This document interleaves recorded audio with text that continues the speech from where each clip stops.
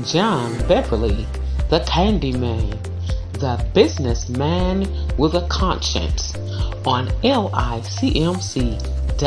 radio every Saturday at 3 p.m.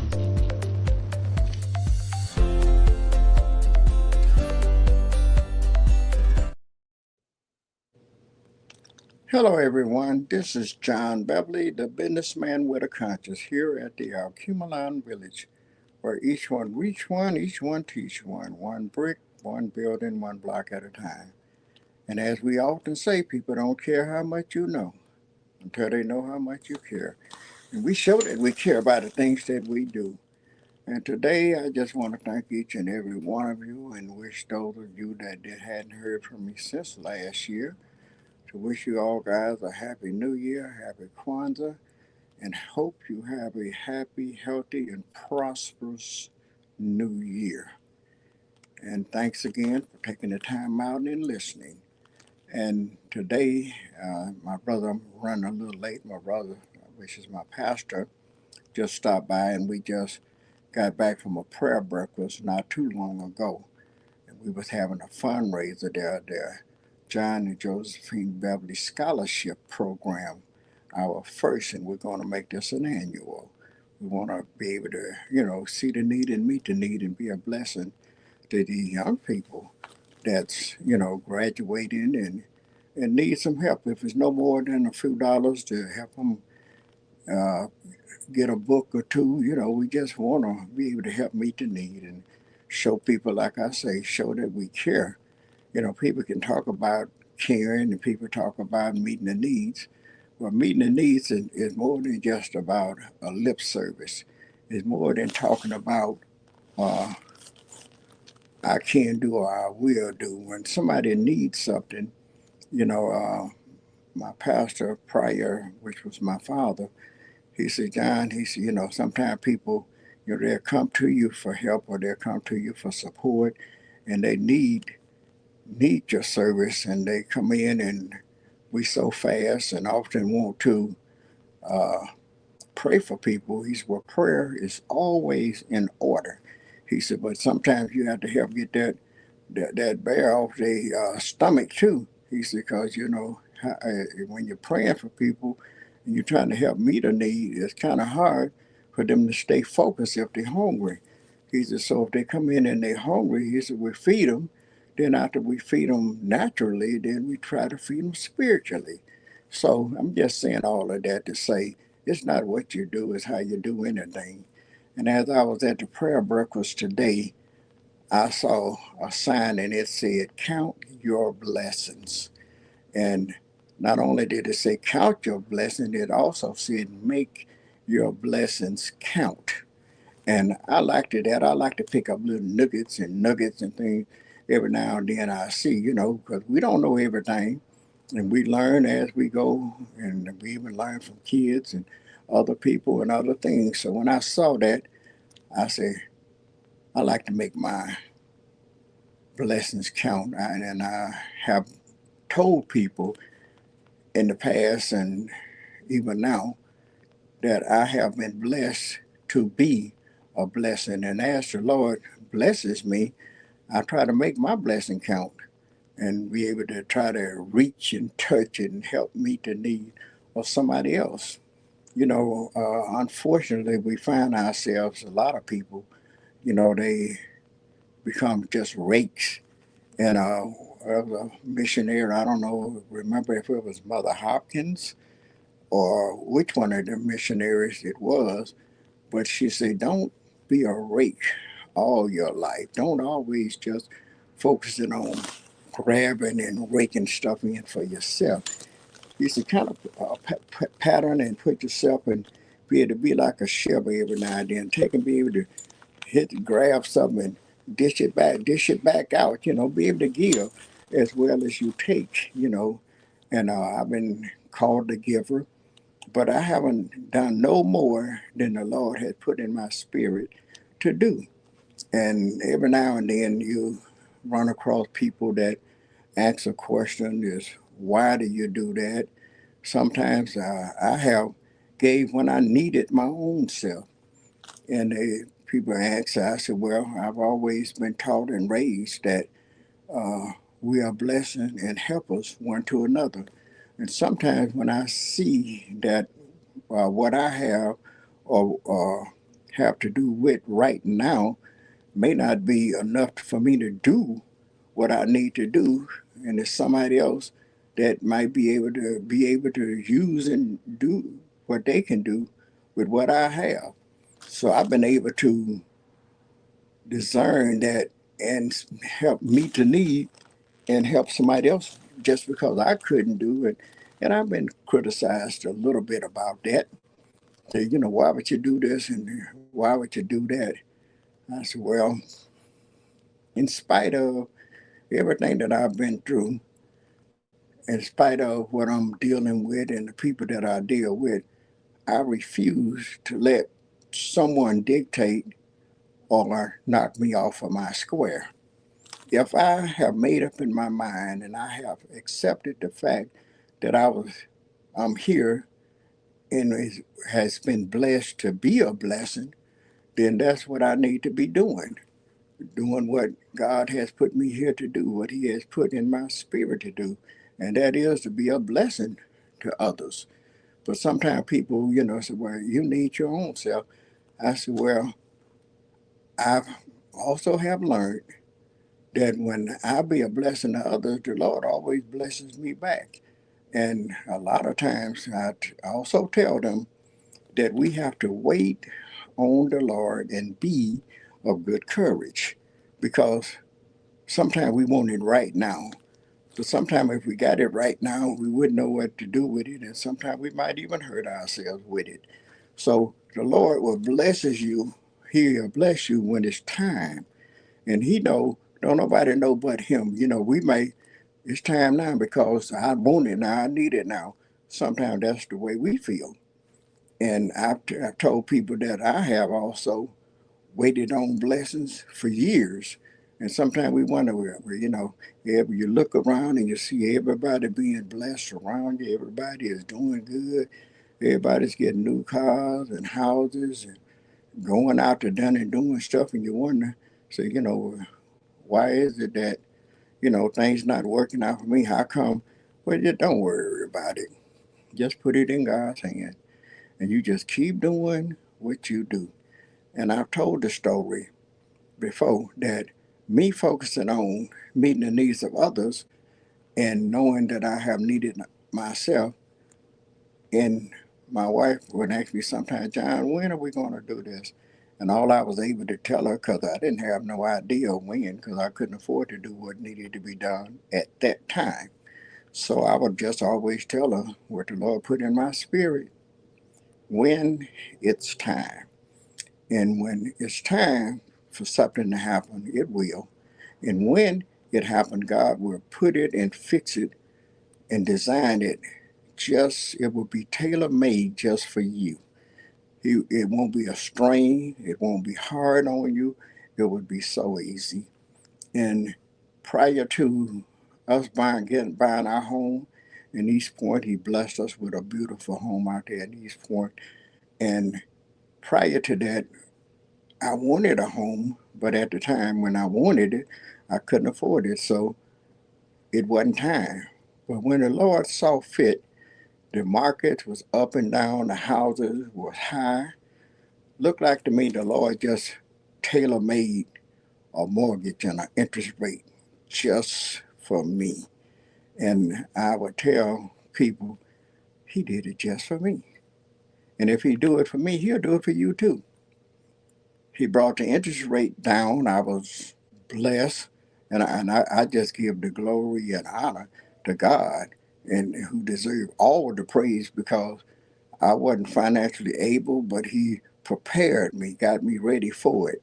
I got a very low interest rate, a 3.99 interest rate at that time, and everybody else's was high.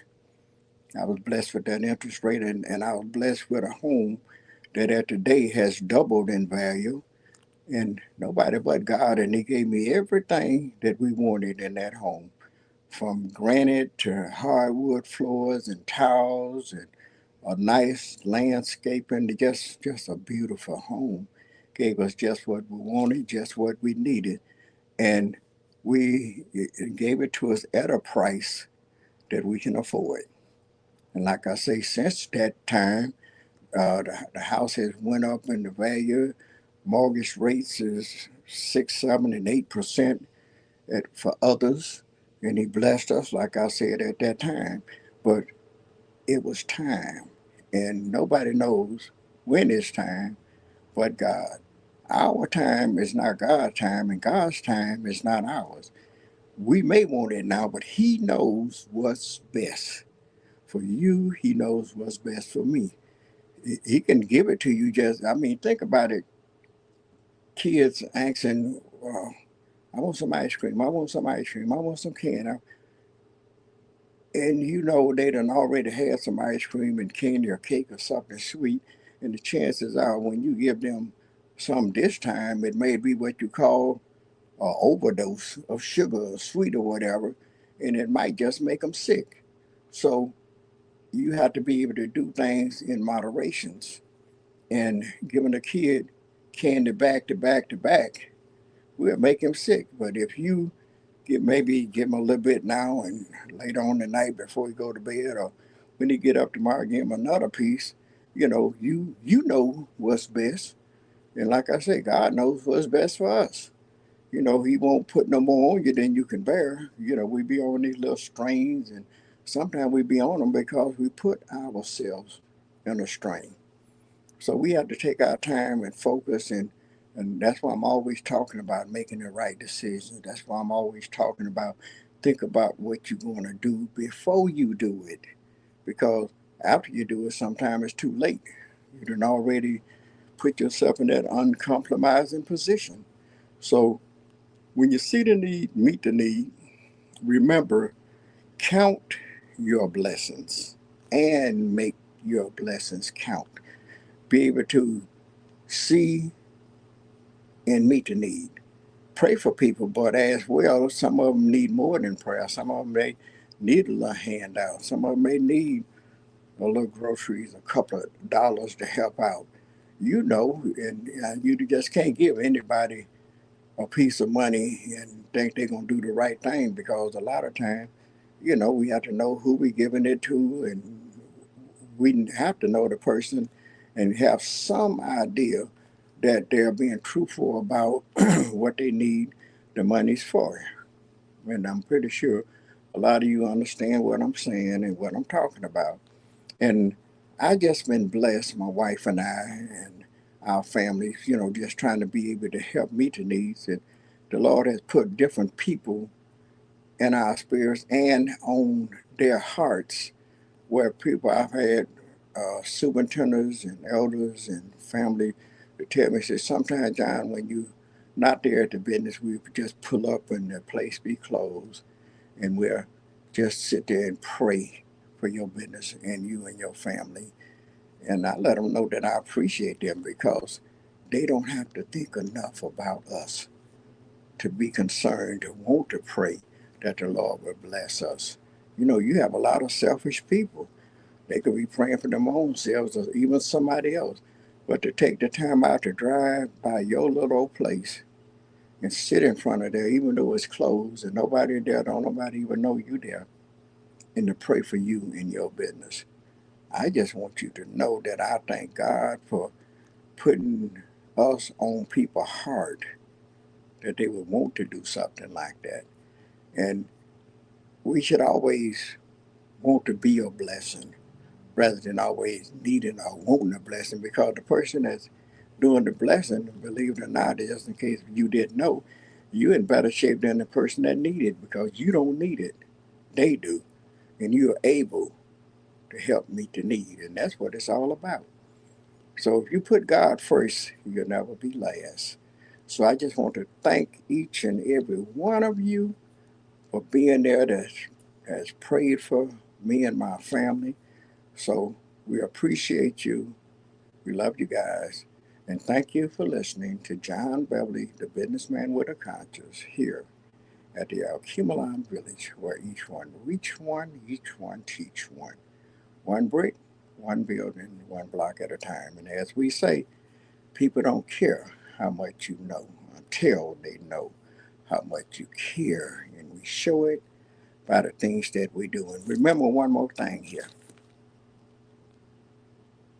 Count your blessings and make your blessings count. Thank you and have a great day.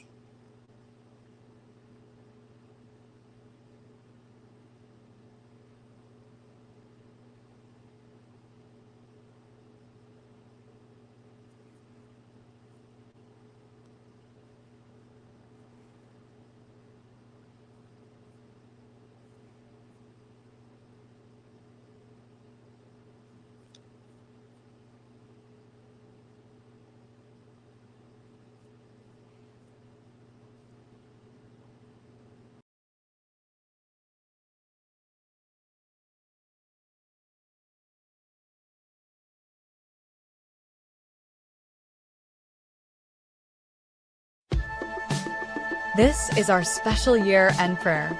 God bless. And down through these years, God has truly been good to all of us. So if you don't mind, kind Father, in the name of Jesus, in the name of Jesus Christ, the Son of the living God, Father, we thank you for another day of your many blessings. We thank you for allowing the people that you have allowed to come into our lives. London and her organization, Mr. Cofield in our Cumberland Village organization, Paul Taylor from the Inner City Sub Center, Bernard Parker from the Operation Get Down. You know, it's a host of people. I can't name them all, but I just want you to know that I thank you and I lift you up and I give you all the honor and glory, Lord, and continue to watch and bless and watch over all of us as we go from this year to next year. Protect us from hurt, harm, danger, seen and unseen. Covers top, bottom, the side, and all the way around. Lord, look up on us and bless us, Lord. Protect us from others and others from us. And Lord, let us consider others as well as ourselves. Open doors that no man could close and close doors that no man can open. And Lord, I thank you for all you've done this year, the things you're getting ready to do. I appreciate you. I love you. And take us into next year and continue to bless us all. Thank you. Once again, this is John Beverly, the businessman with a conscience, here at the Cumberland Village, where each one reach one, each one teach one. One brick, one building, one block at a time. And as we often say, people don't care how much you know until they know how much you care. And we show it by the things that we do. Thank you and have a great day. LICMC and CBiz Media presents Build Your Spiritual Muscle, January 17th, Saturday at 4 to 6 p.m. online. Then join us in March on Saturday the 28th, 2 to 4 p.m. at Royal Oak Presbyterian Church, located at 529 Hendry Boulevard in Royal Oak, Michigan, for our short film. The play's called The Church Reimagined, an ADI active presentation featuring that Renee. Only $10 to enter. Light refreshments available. Email licmc.netradio@gmail.com or call 248-701-0885 for more details. Thank you.